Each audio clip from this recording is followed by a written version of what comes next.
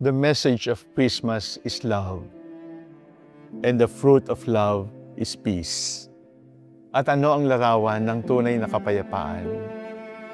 The tiger and the lamb, the lion and the lamb will sleep together.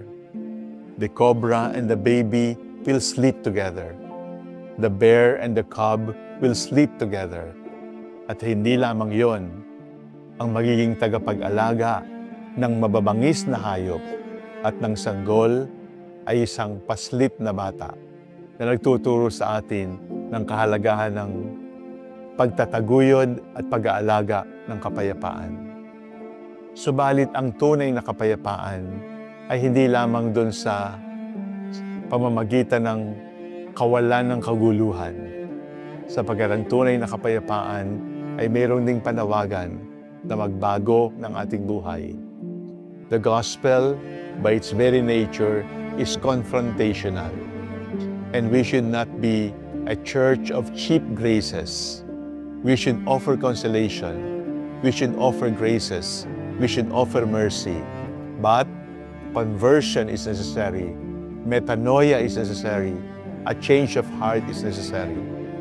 Ang tanong, mga minamahal kong kapatid, gusto nating magbigay ng kapayapaan para sa lahat. Subalit, handa ka bang tanggapin ang kapayapaan? Nagsisisi ka ba talaga sa iyong mga pagkukulang? O hanggang ngayon ay palusot at pagtatakip pa rin ang ginagawa natin? O kaya ay sa halip na aminin ang kasalanan, tawag natin gaslighting. Kung ano yung kasalanan mo, ibinabato mo sa ibang tao para maging mukhang kasalanan nila. Mga minamahal kong kapatid, pabayaan nating matigating tayo sa kapangyarihan ng Ebanghelyo. The gospel brings comfort to those who are afflicted, but the gospel afflicts those who are too comfortable. Let the Lord disturb you. Let the Lord change you, because the trouble, the change that comes from God can only make you better. And that is the meaning of Christmas.